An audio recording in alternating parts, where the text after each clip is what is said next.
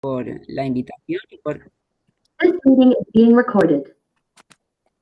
muchas gracias por la invitación a participar en este quinto congreso de Fibroprotesta Ya, y muchas gracias a todos los presentes por estar interesados en la investigación que realizamos en la Universidad Católica de Valencia.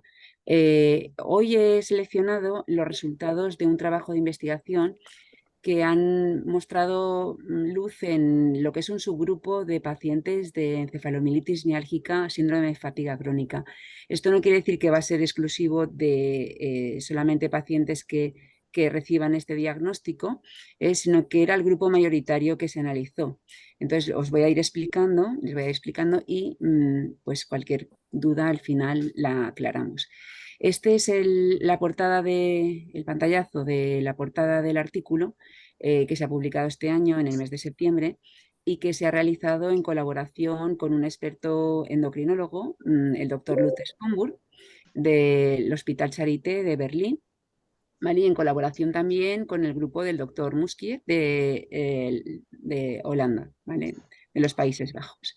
Entonces, lo que se ha visto, ahora os lo voy a presentar poco a poco, un poco desglosado, ¿vale? Lo más sencillamente posible para que se pueda entender qué es lo que se hizo y qué es lo que significan los datos que se han obtenido.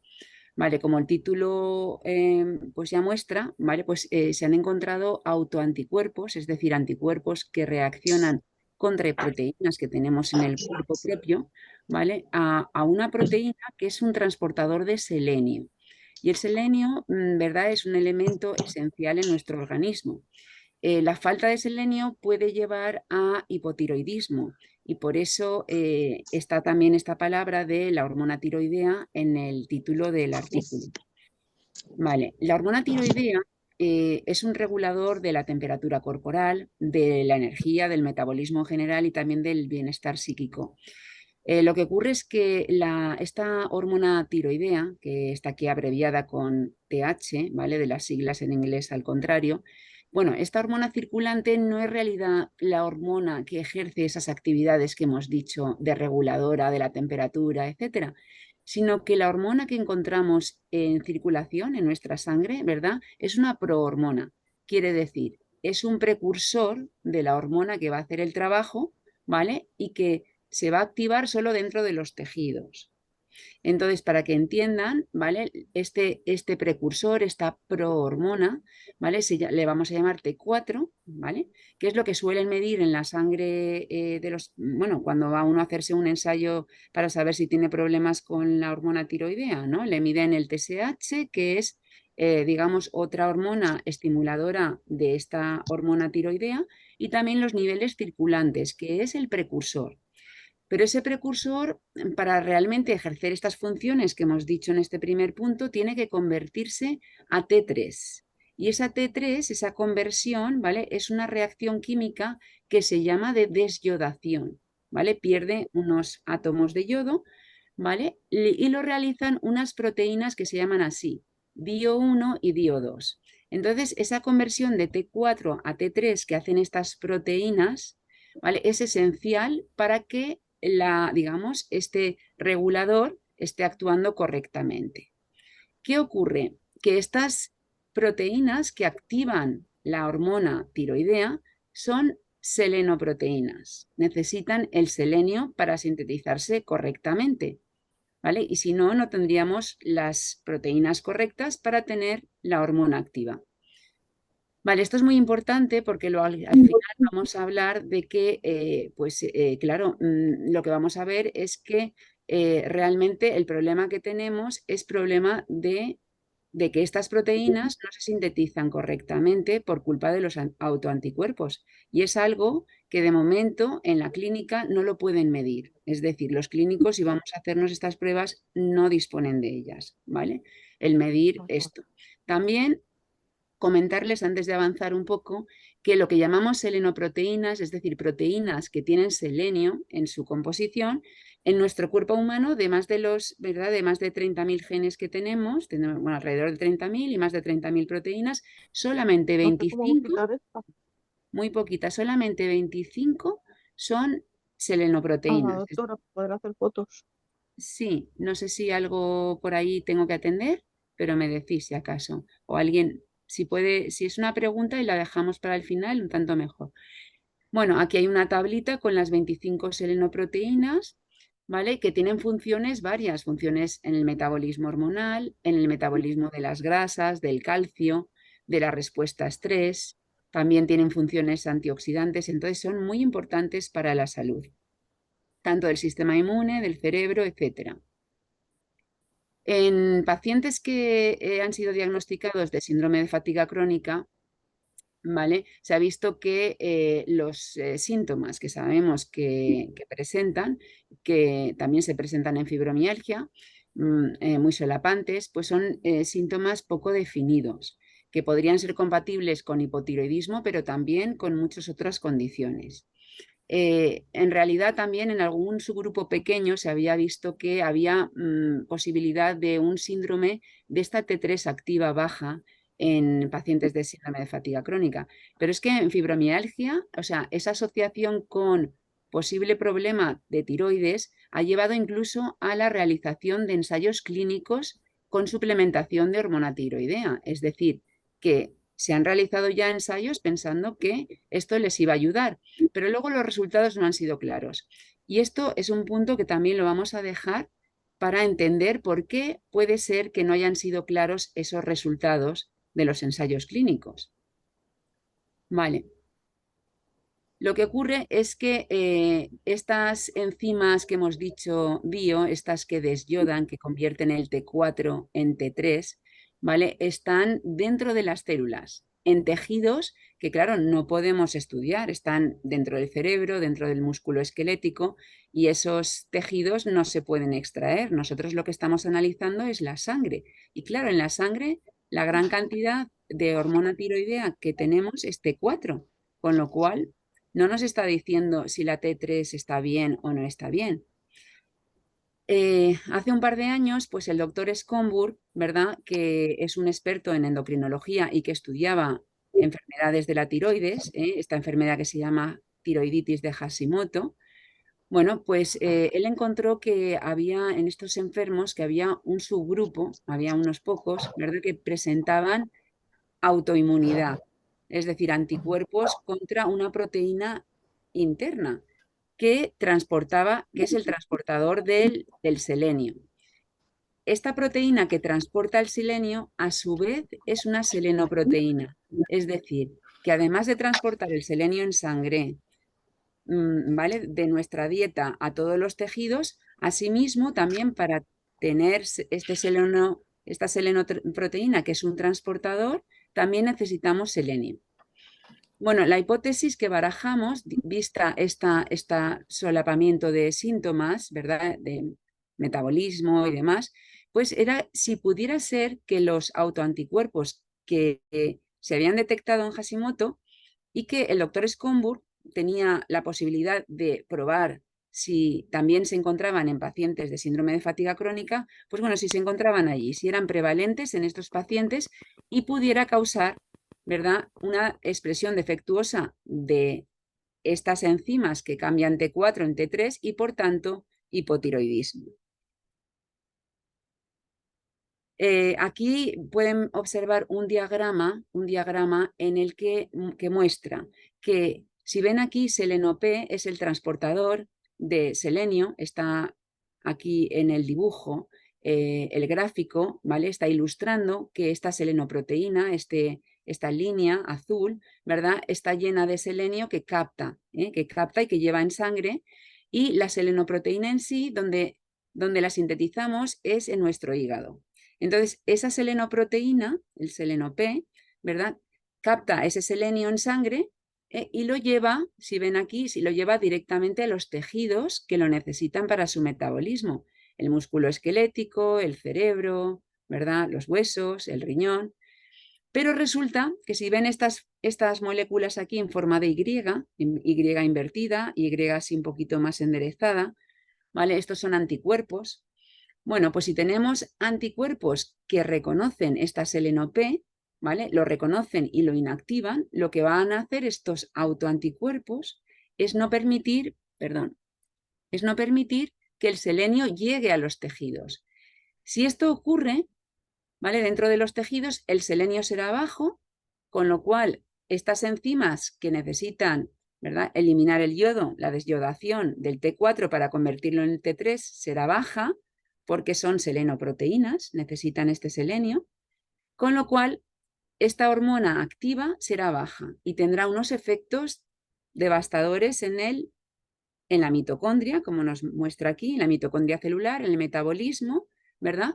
También si tenemos esa deficiencia de selenio, ¿vale? Además de estas DIO, de estas enzimas que convierten T4 en T3, vamos a tener también otras proteínas que están aquí, bueno, un ejemplo es este nombre de aquí, ¿verdad? Hay una familia de ellas que nos protegen de los radicales libres, nos protegen del estrés oxidativo, con lo cual, si no tenemos selenio, como estas proteínas son selenoproteínas también, tendremos problemas, ¿verdad?, a la hora de eliminar esos radicales libres que nos pueden dañar los tejidos y nos pueden hacer sentir, ¿verdad?, enfermos. Bueno, la primera figura del artículo, ¿vale?, nos muestra cómo en la parte aquí horizontal, ¿verdad?, tenemos los valores de los niveles de esos autoanticuerpos contra el transportador del selenio. Entonces, cuanto más desplazado hacia la derecha, quiere decir que tenemos más. Y tenemos aquí unos grupos que se probaron, ¿verdad? Lo que pasa que de los dos grupos de fibromialgia y de COVID persistente había pocas muestras. Si vemos aquí en la tabla, lo que más importan son los porcentajes. Contábamos con un gran número de controles sanos, más de 500 muestras de controles sanos. En esas 500 muestras, solo 11 resultaron con positividad, ¿verdad?, pero no una positividad demasiado elevada. Aquí las rayas nos indican, ¿verdad?, digamos, una presencia exagerada, digamos, moderada, y una presencia exagerada, severa de estos autoanticuerpos. Entonces, así como en los controles había unos poquitos casos, en los 167 casos de donantes de síndrome de fatiga crónica había un porcentaje mucho más alto, hasta el 16% casi, de estos pacientes. En los pacientes de fibromialgia no se observó ningún caso positivo, mientras que en COVID persistente sí que se encontraron unos casos, a pesar del bajo número, ¿vale? Este porcentaje, pues habría que digamos, buscar grupos más numerosos y repetir este estudio en unos grupos que tengan muchísimos más participantes para estar seguros de que estos porcentajes pueden ser representativos. Digamos que más rigurosos son los de los dos primeros, y por eso el título del artículo se refiere solamente a los dos primeros, que es el de fatiga crónica, por tener ya más de 150 casos, ¿vale? Entonces, ¿qué ocurre? Que si vemos en la parte de arriba, en los gráficos de arriba, estamos mirando los niveles de esas proteínas antioxidantes, ¿verdad? Está como ejemplo de esas proteínas antioxidantes y de ese transportador con respecto a los niveles de selenio en la parte horizontal. Si vemos tanto en la parte antioxidativa, que es intracelular, como en la parte del transportador que se encuentra libre en sangre, tendríamos una dependencia en todas aquellas muestras, en la mayoría, ¿verdad?, en la gran mayoría, que no contienen este nivel alto de autoanticuerpos, es decir, estos niveles bajos. Sin embargo, cuando tenemos los pacientes que tienen niveles bajos moderados en azul o niveles de autoanticuerpos ya mucho más exagerados en rojo, vemos que esa dependencia, ¿vale?, sigue todavía mucho más acentuada en la parte del transportador, pero no en la parte intracelular. Lo que nos está diciendo es que hay una dependencia y que se muestra una deficiencia en general, ¿verdad?, del selenio en sangre, porque los niveles van todos además por debajo de este nivel, ¿verdad?, que consideraríamos normal. Es decir, que hay un problema con el transportador, un problema con el transportador del selenio. Esto es lo que nos está diciendo estos datos, ¿vale?, a grosso modo. Bueno, pues medimos más marcadores, biomarcadores, si ven aquí arriba en la tabla, está etiquetada como biomarcadores del estrés oxidativo, ¿vale? Y teníamos varios, los que están en negrita, que nos llamaron la atención. Por ejemplo, estos de aquí que se llaman isoprostanos, ¿vale? Estos isoprostanos, ¿vale? Son unas moléculas que aparecen cuando hay problemas problemas de estrés oxidativo. Son unas moléculas que además se sabe que aumentan la percepción del dolor, ¿vale? En lo que encontramos en pacientes tanto de síndrome de fatiga crónica como de fibromialgia, como también en COVID persistente ahora mismo. Y bueno, pues esto llamó bastante la atención, por lo que se analizaron, ¿verdad? Aquí está un poquito más claro, los grupos control, los grupos de síndrome de fatiga crónica, que eran negativos para esos autoanticuerpos de forma el grupo severo, ¿verdad? Y estos que tenían esos niveles exagerados de autoanticuerpos. Tenían en la orina mayores niveles de esas moléculas, de esos isoprostanos que decíamos que nos estaban diciendo que posiblemente hay un problema de metabolismo, y no podemos mirar dentro de los tejidos, pero esto es una medida indirecta, digamos, para estudiar posiblemente ese defecto de las selenoproteínas. También, si no solamente en la orina encontramos esta alteración de que tenemos, ¿verdad?, esos isoprostanos aumentados, también en el suero y también la relación que tenemos de orina versus suero, ¿vale? Confirmando que pues debe ser ese uno de los principales problemas en este pequeño grupo. Como ven, no es un grupo mayoritario, pero si llegamos a un 15% de los casos, pues puede ser muchos pacientes, un subgrupo de pacientes no tampoco tan despreciable, que pudieran tener este problema, ¿verdad?, de autoanticuerpos. Bueno, en esta otra tabla vemos más análisis que se realizaron en este estudio. Como ven, los análisis son muy completos. Tenemos muchos tipos de moléculas medidas. ¿Y qué nos interesa destacar de todo esto que se midió? Pues fíjense, nos interesa destacar una de las mediciones que nos hacen cuando vamos al hospital, ¿verdad? O vamos al ambulatorio y pues solicitamos revisar si tenemos problema de tiroides. Pues esta es una de los niveles que miden, el TSH, la hormona estimuladora de la tiroides. Vale, lo que vemos aquí, si se fijan, arriba las tres columnas que tenemos, caray, se pasa solo. A ver, tenemos arriba la primera de la izquierda, los 119 casos de personas sanas que participaron en el estudio, y si vemos aquí en la primera línea donde está la flecha roja, que por eso está el texto en rojo como código, ¿vale? Pues vemos que los niveles son muy parecidos, que no hay diferencia. La p-valor, que tiene que ser menor de 0,05 para ver diferencias, nos dice que no hay diferencias entre unos y otros. Es decir, que con esta medida, pues este grupo de pacientes, que son 12 en este caso, ¿vale?, de los casos severos, serán 12 de 119 para esta variable, ¿vale? Pues le dirían que no, pues no tiene usted problema de tiroides porque sus niveles de TSH son normales. También miden los niveles del precursor de la hormona tiroides. ¿Se acuerdan este T4 que les comenté al principio? Vale, pues si vamos ahí nos dirían, no, pues sus niveles de T4 están perfectos porque incluso están, imagínense, incluso un poquito más altos que las personas, digamos, de control que no tenían problemas de tiroides y los pacientes que no tienen presencia de estos autoanticuerpos. Con lo cual, pensaríamos que no hay ningún problema, ¿verdad?, en ninguno de los dos grupos. Pero fíjense que en este grupo, ¿verdad?, de los autoanticuerpos, si miramos una relación, digamos, una medida de esta T3 de forma indirecta, ¿verdad?, la T3, veríamos que todos estos tres valores, si nos vamos a los valores de los otros dos grupos, están por debajo, están más bajos, ¿vale? Y también que los niveles en orina de yodo son bastante más bajos, porque claro, si esas proteínas que iban a eliminar el yodo, esas DIO que dijimos al principio, ¿verdad?, DIO, no están actuando, los niveles de desyodación van a ser menores y vamos a tener más T4. pero dentro de los tejidos no vamos a tener ese T3 que se necesita para un buen metabolismo, para una regulación de la temperatura correcta, ¿verdad? Para no tener esa hipersensibilidad al dolor o ese cansancio. Pues en este caso, ¿verdad? Pues tendríamos todo esto fuera de rango.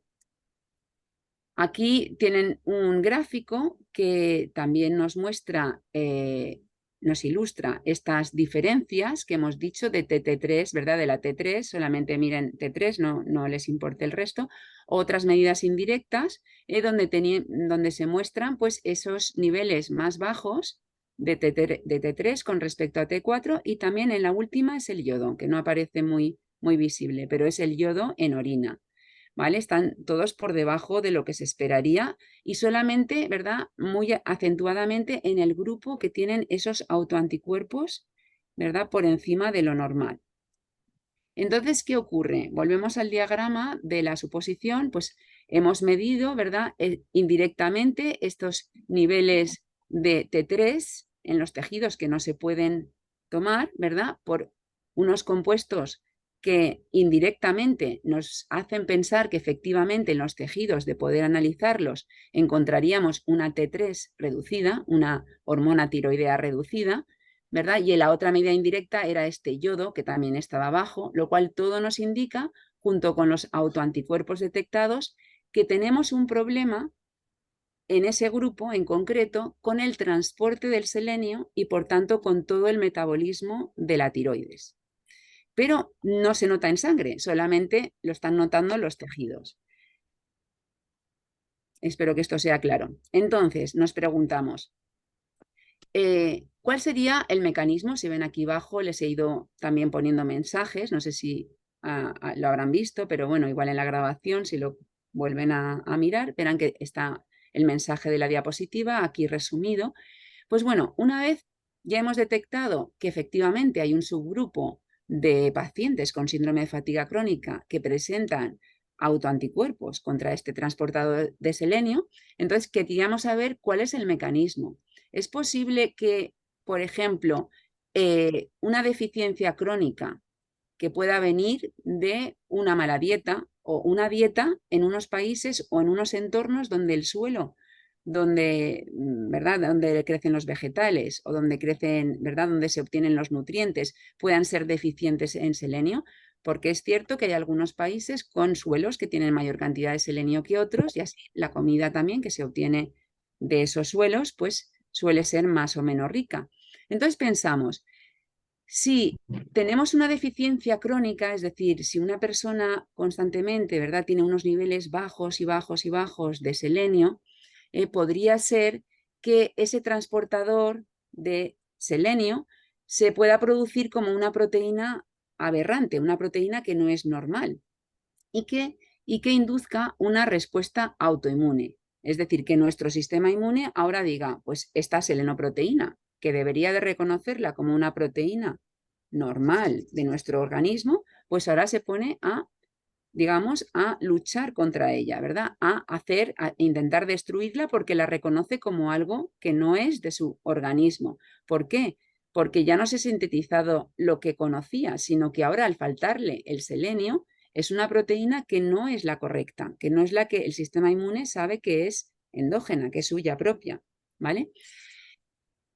Esto podría ser uno de los mecanismos, ¿vale? Pero podría haber otros problemas o otros mecanismos que llevaran a este estado de autoinmune, o la falta de suplemento, la falta de selenio en nuestra dieta sería la única posibilidad de explicar esta autoinmunidad contra el transportador del selenio. Pues bien, aparte de la dieta, puede haber otro motivo muy importante y que justo es algo que ya los pacientes han informado desde hace tiempo y que sabemos en el caso de ambos, de síndrome de fatiga crónica, de fibromialgia y más particularmente ahora también con el COVID persistente sabemos que ha habido una infección viral. Bueno, pues los virus, aquí está representado un diagrama de lo que encontraron Taylor y colaboradores en 2016, ¿vale? Está solo el diagrama para explicarle yo a ustedes cómo el virus de la inmunodeficiencia humana, pero que puede no ser el único, ¿vale?, puede llevar también a la producción, ¿verdad? Digamos, a la sensación para el organismo de que tiene poco selenio, por mucho que tome, ¿vale? Puedo estar teniendo una dieta regular, ¿verdad? Y mi cantidad interna es menor por culpa de la presencia de este virus, ¿vale? Debido a la presencia de ese virus. Y ahora les voy a explicar desde arriba abajo, pues un poquito qué quiere decir este diagrama para que puedan entenderlo. Y ojo, también tengo que destacar algo. Tomar suplementos de selenio por encima de lo normal puede ser tóxico. Es decir, que no nos vayamos ahora a tomar mucho selenio sin regulación médica porque podríamos ponernos más enfermos de lo que estamos, ¿vale? Además, si no somos uno de los pacientes de ese pequeño subgrupo, pues también digamos que no tendría sentido ningún tipo de terapia, porque si nuestro selenio está bien, nuestro tiroides está bien, el problema es otro, ¿vale? Y en el 85% parece que el problema es otro, ¿vale? En ese 15% solamente puede ser problema de los autoanticuerpos. Entonces, fíjense, les voy a explicar que en la parte esta A, en el panel de arriba, el panel superior que hemos etiquetado como A, ¿vale? La línea roja representa una molécula que le llamamos ARN mensajero y le llamamos mensajero, esta M de mensajero, porque lleva el mensaje genético para que esta bola que tenemos aquí presentada en negro y gris, ¿verdad? Esta bola grande, que es el ribosoma. Los ribosomas en nuestras células, ¿vale? Son las maquinarias de producir proteínas. Son los que leen el mensaje genético para producir las proteínas. Y las proteínas son los efectores de lo que nos ocurre, ¿verdad? Pues de la actividad antioxidante, de la actividad metabólica, de la regulación, todo eso lo hacen proteínas. Pero esas proteínas se tienen que sintetizar y lo hace el ribosoma. Entonces, cuando está leyendo el mensaje, aquí vemos, ¿verdad?, que tenemos un mensaje aquí con 3 letritas, otras 3 letritas, ¿vale? Que empieza el mensaje, dice aquí empieza, y va sintetizando, este ribosoma entraría aquí e iría deslizándose, si fuera un vídeo, a esta posición que nos pintan en el diagrama. Y si ven ustedes estas bolitas, verde, azul, naranja, ¿vale? Serían los aminoácidos, los bloquecitos que constituyen la proteína. Esta proteína que el ribosoma está sintetizando a partir de este mensajero. ¿Vale? Entonces está poniendo todas estas bolitas, ¿vale? Y lo normal es que cuando llegue le llamamos triplete, ¿verdad? A un código de lectura que es lectura de parada, pues que el ribosoma terminara y está fuera la proteína. Pero cuando tenemos una selenoproteína, ¿vale? La parte más extrema de este código, ¿vale? Tiene un elemento que aquí lo ven como si fuera, ¿verdad?, un palito y una bola roja, ¿vale?, que se llama cesis, ¿vale? Pues esta señal cesis, que se llama así, esta señal cesis, ¿verdad?, se pone en contacto con el ribosoma para decirle, ojo, esto no es una proteína cualquiera, esto es una selenoproteína, así que no pares aquí, por eso está tachado, no pares aquí. Aquí donde tenías un codón de parada, donde tienes este triplete de parada, ahora tienes que poner selenocisteína, que es un aminoácido, ¿verdad?, específico para solamente para esas 25 proteínas, ¿vale? Y esto es lo que ocurre cuando ocurre correctamente, estamos sanos. Pero ahora llega una infección viral y lo que encontraron Taylor y compañía, ¿vale?, es que hay algunos virus que ellos mismos lo que hacen es, digamos, secuestrar, robar esa maquinaria cesis, ¿verdad?, de dentro de las células y las adaptan a sus códigos, de forma que, aunque nosotros tuviéramos suficiente selenio, ¿vale?, en la presencia de estos virus, las selenoproteínas tendrían una deficiencia porque sus mensajeros los están secuestrando los virus. ¿Entienden? Entonces tendríamos un escenario en el que el selenio, los niveles de selenio son correctos, tenemos suficientes proteínas normalmente, selenoproteínas, pero ahora llega la infección viral y los mensajeros para esas selenoproteínas los secuestran, con lo cual no podemos producir las selenoproteínas, no podríamos producir el transportador seleno-P, no podríamos producir tampoco correctamente las dio y entonces tendríamos una deficiencia de nuevo de esas T3 que hemos dicho antes, ¿vale? Con consecuencias, ¿verdad? Pues de falta de antioxidantes, con faltas desastrosas metabólicas, y esto sería otra posible explicación si el paciente, además de tener autoanticuerpos, tuviera también pues presencia o hubiera tenido unas infecciones que desencadenaran ese estado. Vale, entonces podemos decir que con los resultados de este trabajo estamos bastante seguros de que hay un subgrupo de pacientes con síndrome de fatiga crónica, ¿verdad?, que expresan autoanticuerpos contra este transportador seleno-P, contra este transportador del selenio.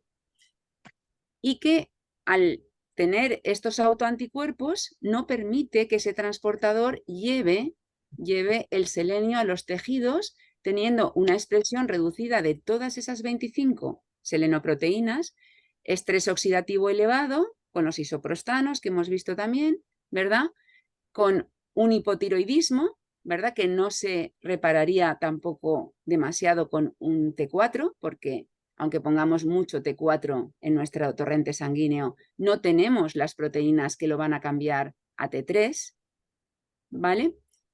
Y entonces, con este escenario, lo que podemos pensar es que ese porcentaje de pacientes, ¿verdad?, que son positivos para esos autoanticuerpos, podrían beneficiarse de una terapia suplementaria. Pero esa terapia suplementaria no tendría que ser el T4 que utilizan hoy en día para tratar problemas de tiroides, sino que tendría que basarse en una dosis controlada de selenio y también suplemento de T3, del que ya es activo. Es decir, si no tengo esta enzima, pues a lo mejor si ya el T3, que puede luego tener otros problemas de transporte, pues ya con dosis que se han mostrado seguras y bien toleradas, habría que hacer ensayos clínicos. ¿Para qué? Para saber si estos pacientes, este pequeño subgrupo de pacientes, ¿verdad?, que no es tan pequeños, el 15%, que tienen el diagnóstico de síndrome de fatiga crónica, podrían mejorar, ¿verdad?, o incluso quizá curarse de los problemas que tienen de fatiga.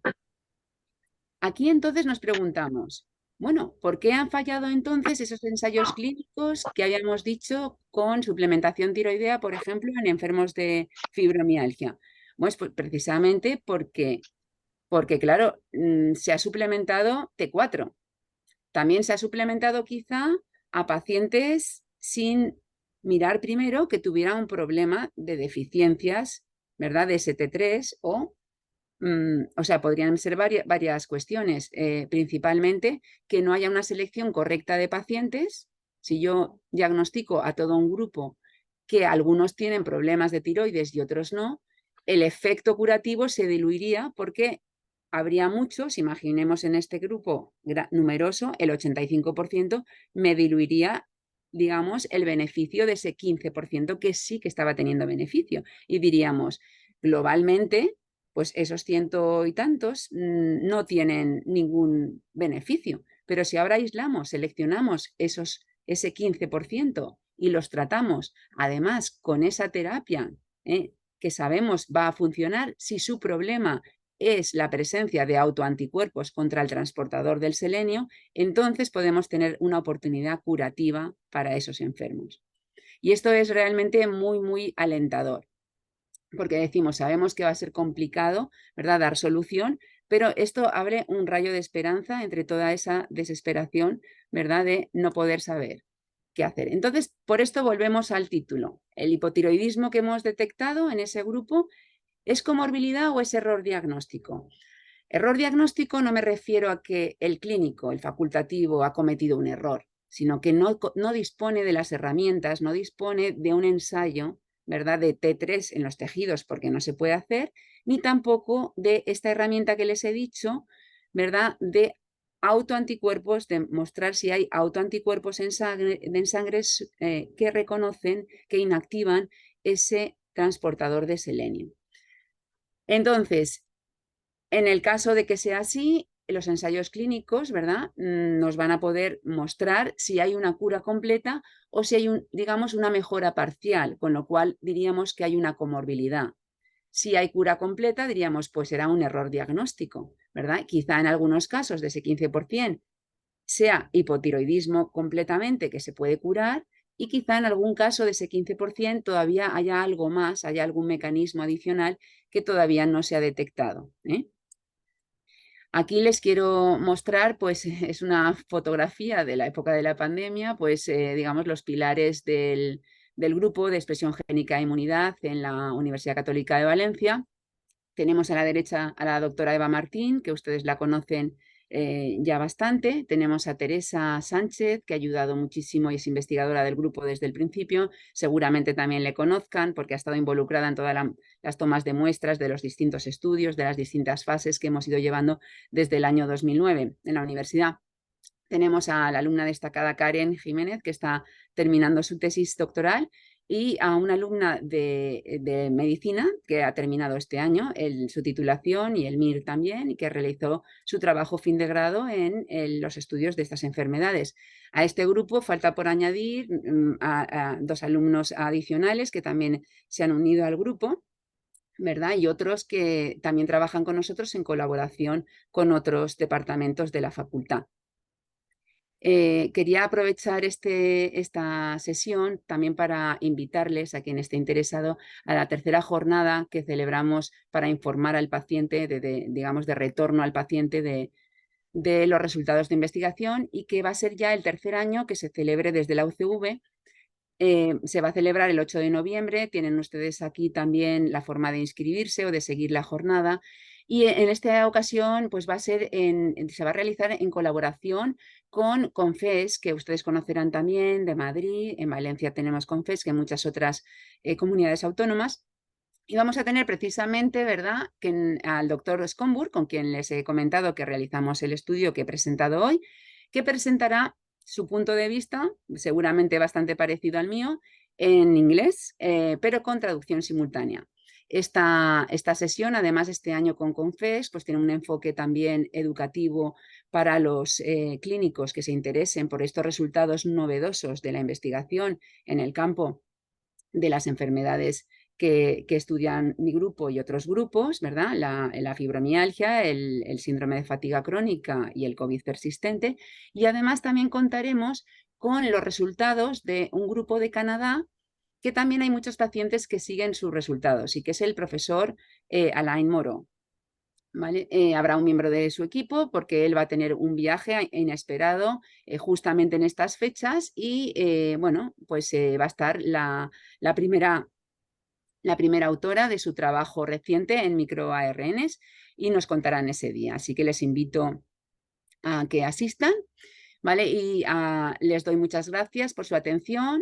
Les doy muchas gracias también por participar en nuestros estudios. Cuando vienen a donar muestras de sangre, les comunico que en la jornada del año pasado convocamos el inicio de unas colecciones que en Valencia ya superan las 140 muestras, o sea, las 140 donaciones de enfermos, y también se va a iniciar en Madrid.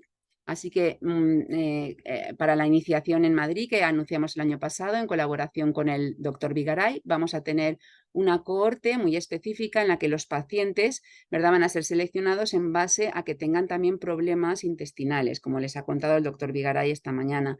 Y es que el enfoque pensamos, estamos convencidos de que el enfoque, la solución de estas enfermedades tan complejas va a ser el desglose de esos subgrupos, como por ejemplo el subgrupo tan interesante que les he presentado hoy, pues que permitan digamos, un tratamiento dirigido al problema que tienen en concreto, porque los problemas pueden parecer varios, porque los síntomas que se asocian a un problema, a un mecanismo, pueden ser varios, pero hay que identificar ese mecanismo para poder darle solución. Si no, no podremos avanzar.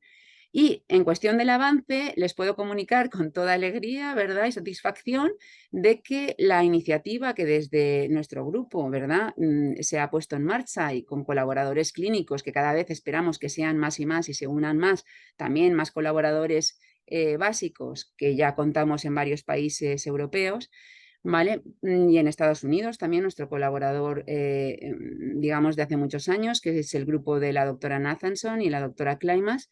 Bueno, pues me dieron la sorpresa, Harmony Botella y Mónica Aranz, ¿verdad? Pues Mónica Aranz me llamó el otro día, bueno, nada, hace nada, para comunicarme que se nos va a transferir unos fondos, ¿verdad? Una donación, nada menos que de 10.000 euros para que podamos avanzar mucho más rápidamente en la toma de estas muestras en las diferentes comunidades autónomas que vamos a seguir por Madrid, porque todo ese camino de documentación que lleva mucho tiempo, comités de ética y demás, ya lo hemos realizado. Entonces ya ese camino lo tenemos avanzado, ¿verdad? Con el apoyo de esta donación va a ser mucho más rápido también el poder conseguir esas colecciones tan importantes, porque al fin y al cabo, ¿verdad? Encontrar esos subgrupos, encontrar ese desglose, se basa en tener un número suficiente de muestras de calidad como nos van a proporcionar los biobancos. Esa plataforma, ¿verdad?, que nos va a ayudar a todos a encontrar la solución para sus enfermedades. Y sin nada más, pues ya, muchas gracias. Si tienen alguna pregunta, estoy a su disposición para aclarar las posibles dudas que hayan podido surgir. Bueno, yo primero quería darte las gracias por estar siempre presente y, bueno, ayudarnos en nuestro difícil camino. Y mi pregunta Deje de era compartir. muy sencilla. Quería preguntarte cómo apuntarnos a la retransmisión online de vuestro congreso. Sí, pues como ha quedado grabado en el pantallazo, veis que hay un código QR que, de no funcionaros, debe de estar también disponible a través de la página web de la UCV. Pero si hubiera algún Vale. problema, Harmony me dice si te envío el enlace directo, ¿verdad?, a esa página web de la UCV donde podéis hacer también la inscripción. Si habéis realizado ya la inscripción a través de Confesc, ¿vale? Porque han organizado no solamente en colaboración con nosotros estas, sino también otras adicionales, pues entonces ya debéis de tener acceso directo. Para eso, si ya estáis inscritas a las de Confes, no necesitáis volver a realizar ninguna inscripción, ¿vale? Ya es que yo intenté apuntarme desde el cartel que estuve poniendo en las redes y no pude. Digo, bueno, seré muy torpe, pero No, ya lo ya. intentaré a través de la universidad. Sí, es que el cartel de Gracias. la universidad apenas, pues fue ayer viernes cuando me lo enviaron. Entonces lo tengo, Sí. pues no sé si fue jueves por la tarde o viernes por la mañana, pero bueno, ahí va, sí. Yo Es ya lo he nada que, difundido. sí, que no se ha difundido. Bueno, enviaron una difusión ya masiva ayer por la tarde, pero me refiero dentro de la UCV, que también me llega a mí de nuevo, ¿no? Vi que lo estaban difundiendo desde OTRI UCV, que es el organismo de transferencia de los resultados de investigación dentro de la universidad, ¿verdad? Y ellos son los que hacen difusión y demás.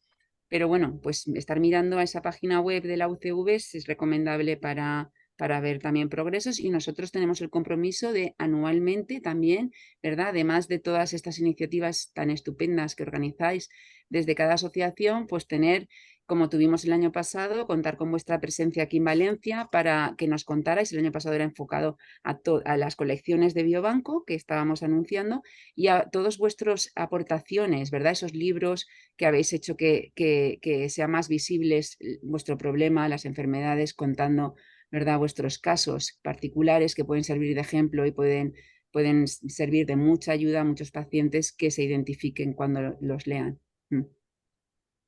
De acuerdo. Gracias. De nada.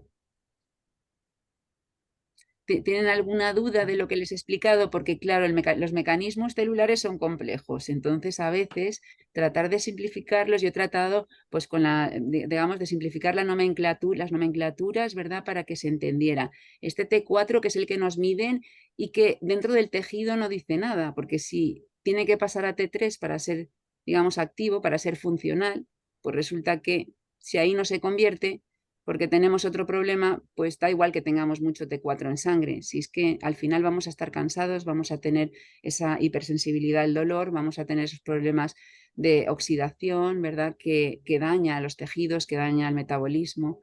Y bueno, pues vamos a tener todos esos problemas. Entonces, espero que, no sé si he conseguido comunicar la importancia de los subgrupos, identificar qué es lo que es más destacado, ¿verdad?, en cada uno de los enfermos, porque dices, oye, yo puedo tener alguna cuestión comórbida, pero ese es el mecanismo que más me enferma, o de esa mezcla de, a ver si lo entiendo, plantearlo de otra forma, de esa mezcla de mecanismos que puedo tener, porque quizá no es el desencadenante, sino la respuesta particular del individuo, porque todos somos distintos, ¿no?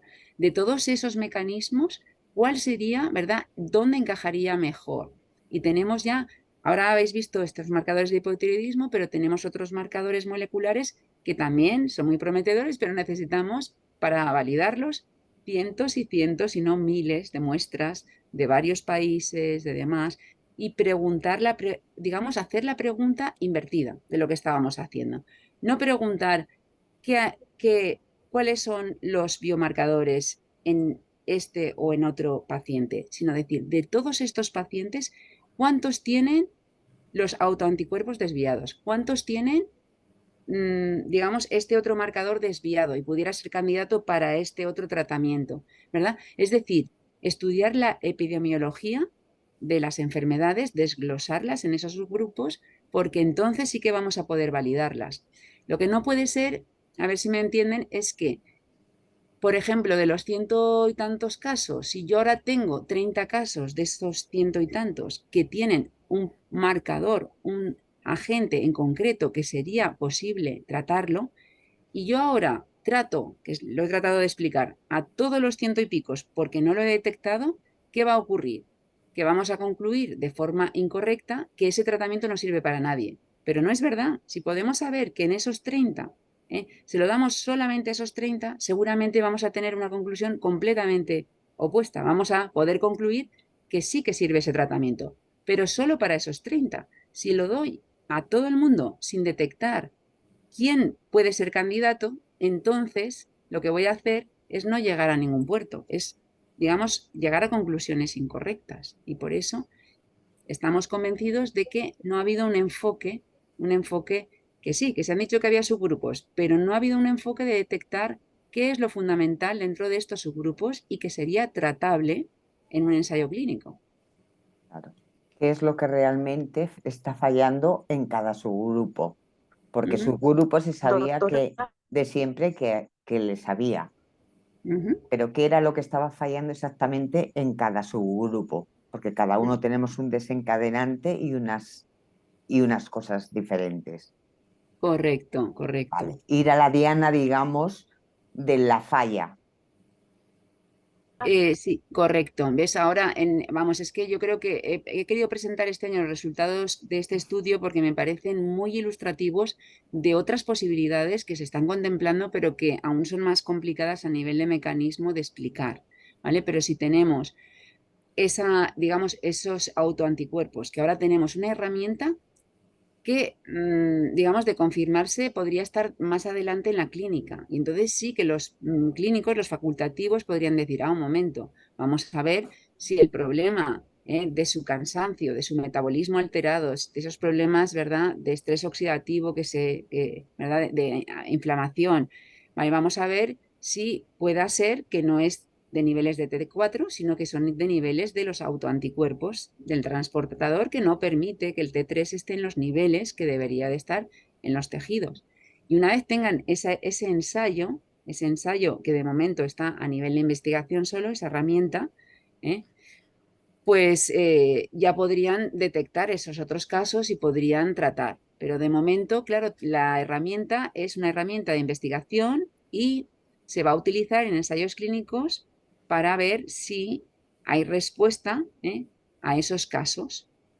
Eso es lo que queremos, ¿verdad?, poner en marcha. El siguiente paso es pues que nos aprueben ese ensayo clínico.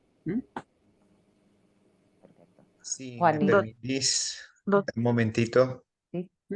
Perdona, soy el doctor Vegaray, soy José Elisa. José, ¿qué tal? Sí, Estaba sí, escuchando. no te había conocido. Sí, perdona, sí. Oye, enhorabuena, me ha encantado lo que has presentado. Tenía especial interés en escuchar esta sesión tuya de esta tarde y me ha gustado muchísimo. Y bueno, como otras tantas cosas, estamos alineados un poco en ese planteamiento que al final hay que individualizar al máximo y que efectivamente para algunas personas ciertas terapias funcionan muy bien. Yo lo he dicho de manera mucho más burda esta mañana y para otras personas no, y es que esa es la realidad que vemos en la clínica. Esa es la realidad. Yo tengo una preguntita que eso se me ha escapado un poco.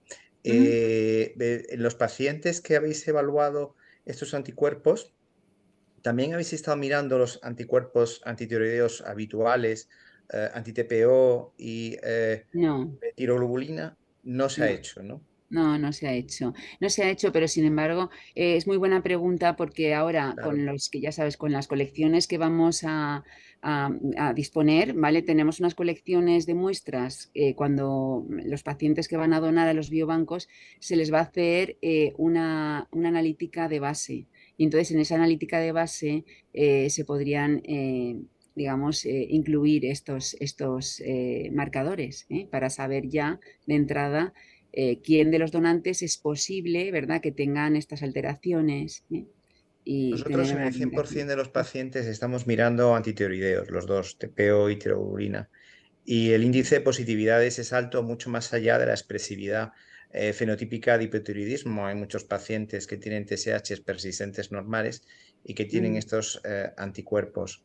Y bueno, se me seduce como probable línea también para mirar, ¿no? Porque es muy Correcto. probable que encontremos algún tipo de asociación en ese subgrupo de pacientes. Y voy a poner el foco a partir de ahora en los niveles que tú has comentado de T3, que esas no las Sí, estamos pidiendo de rutina y lo vamos a empezar a hacer en asociación con estos autoanticuerpos, que sí ya, podemos pedir hoy día en la rutina. ya. Bueno, ya seguiremos comentando. Sí, sí, sí, sí. Sí. Bueno, pues no, fíjate también, sí, había alguna, bueno, fíjate también que, bueno, que en el estudio en sí que se ha realizado, ¿verdad? Pues digamos que hay más preguntas que nos estamos haciendo en relación a estos autoanticuerpos. Por ejemplo, si medimos otros autoanticuerpos, quizá también lo que has comentado, ¿no? Otros autoanticuerpos, pero no enfocados al sistema tiroideo, incluso a otras dianas, es posible que los encontremos porque una cuestión que nos llamó la atención es que el grupo, el porcentaje de pacientes con autoanticuerpos contra este selenotransportador era mayor que en Hashimoto incluso, era mayor.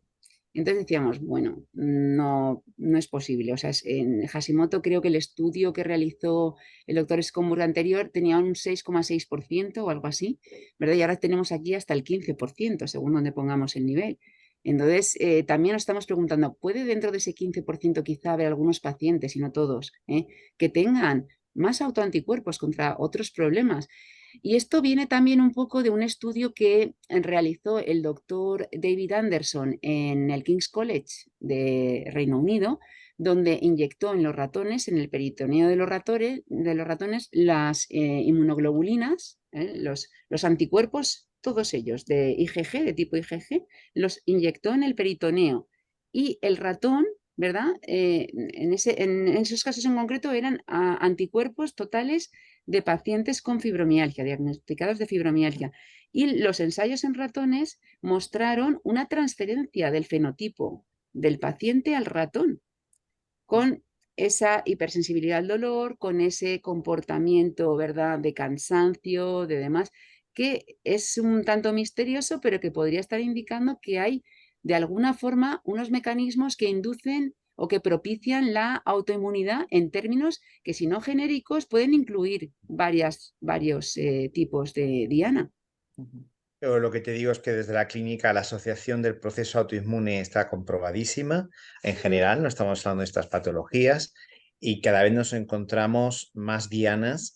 Nosotros ahora en Immunomed tenemos el foco puesto en el tema del complejo motor migratorio que permite la motilidad de limpieza intestinal y nos estamos encontrando, por no lo mirábamos anteriormente, ahora sí lo estamos haciendo, un índice de positividades altísimos y bueno, esperamos tener una visión más clara dentro de un año así, pero creo que los sobrecrecimientos microbianos autoinmunes son un porcentaje súper significativo.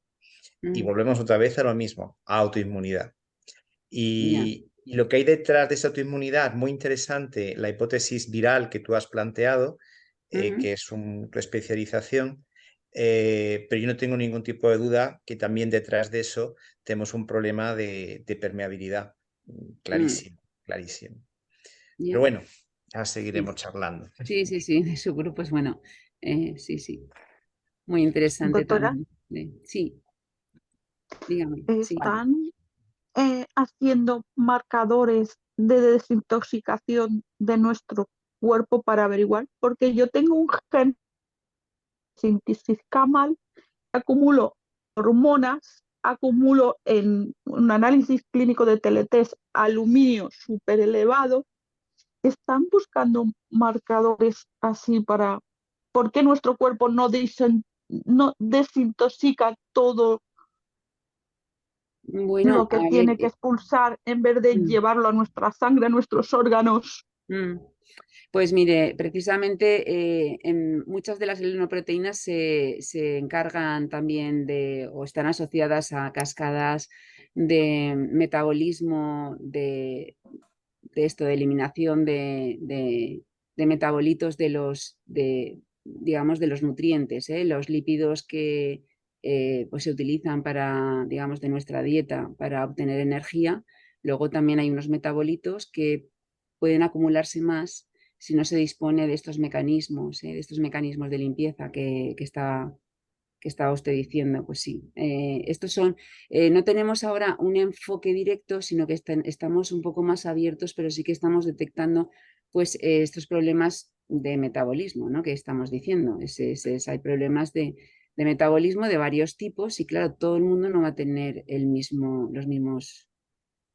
mismos resultados, pero vamos, que sí que estamos investigando de forma, digamos, amplia, todo el transcriptoma, pero vamos, todos los marcadores que se puedan en sangre, en la parte del suero, en la parte de las células, ¿verdad? Porque va a ser distinto lo que podamos encontrar. Digamos, en las células miramos qué marcadores puedan mostrarnos afectación del sistema inmune. Y lo que es interesante también que ha comentado el doctor Vigaray, que estamos en la línea, nosotros también, bueno, colaboramos, ¿no? Entonces, en la línea de que, fíjense que estas enfermedades son mucho más prevalentes en las mujeres, con relaciones de 6:1. Y esto ocurre también lo mismo, con una relación de 6:1 para las enfermedades, otras enfermedades autoinmunes. Entonces, digamos que encaja, ¿no? De que estamos en la línea de que va a haber por lo menos un grupo bastante amplio que va a tener ese problema del sistema inmune. Y luego la parte del suero, lo que es interesante mirar son los marcadores, porque claro, como es tomar una muestra de sangre es poco invasiva y es muy informativa, es lo que estamos haciendo en plan de lo que llaman hoy en día biopsia líquida, no, porque en el suero van a parar todos los metabolitos de todos los tejidos de nuestro organismo. Entonces, si lo examinamos, podemos estar informándonos, ¿verdad?, de procesos que no están directamente relacionados con el sistema inmune, pero que sí que están afectando nuestros órganos. Entonces, por eso lo que hacemos es, con las muestras que ustedes donan en los biobancos, lo que hacemos primero es separar pues, las células de la parte del plasma o suero, y se estudian por separado, con muchísimos enfoques, pero casi todos lo que llamamos ómicos. Ómicos quiere decir que miramos, pues metaboloma, miramos todo el metaboloma. Entonces decimos, hacemos un estudio metabolómico.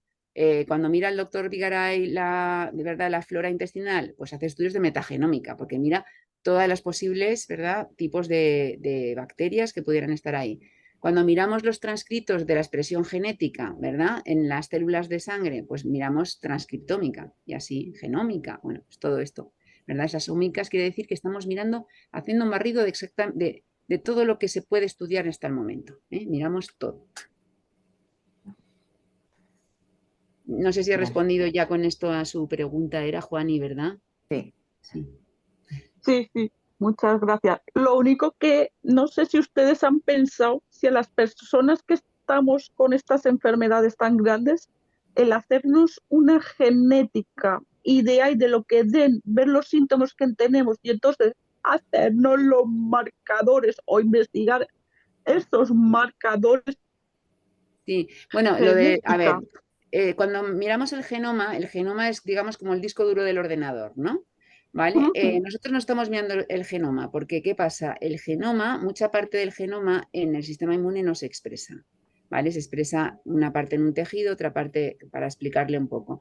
Y que haya herencia genética o no, puede haber una predisposición, pero se han hecho muchos estudios familiares y de momento no hay una asociación así demasiado clara. Hay algunas posibles asociaciones, una posible predisposición, pero nosotros creemos más en la parte efectora, es decir, ya los archivos en el ordenador que usted está escribiendo, el Word, el PDF, ¿vale? Pues eso sería el transcriptoma, lo que ya va a ser lo que haga el trabajo dentro de la célula. Pues a nivel del transcriptoma, porque lo otro sería el proteoma de las proteínas, pero que es más complicado de explicar, las herramientas son menos poderosas. Entonces los estudiamos a nivel de ese mensaje que va a llevar a la proteína, de ese mensaje que va a llevar a la expresión genética final. Y eso se llama transcriptoma.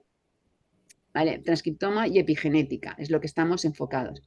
Epigenética son las alteraciones ambientales de qué se puede transcribir, de cómo se regula desde el genoma ese transcriptoma. No sé si le haya podido Gracias. seguir, pero sí. La verdad es que son palabras que nos suenan un poco raras a todos, pero bueno, ya nos vamos Bueno, sí, haciendo... un poquito de, sí, no Sí, sé si lo he conseguido un poco explicar que dentro de la célula, ¿verdad? Lo que llamamos el genoma, que es donde están los genes, eso, ¿verdad?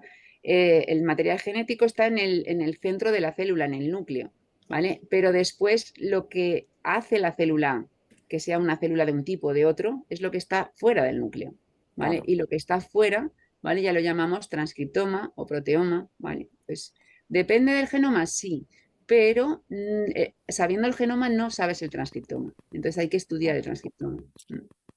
Vale, perfecto. Bueno,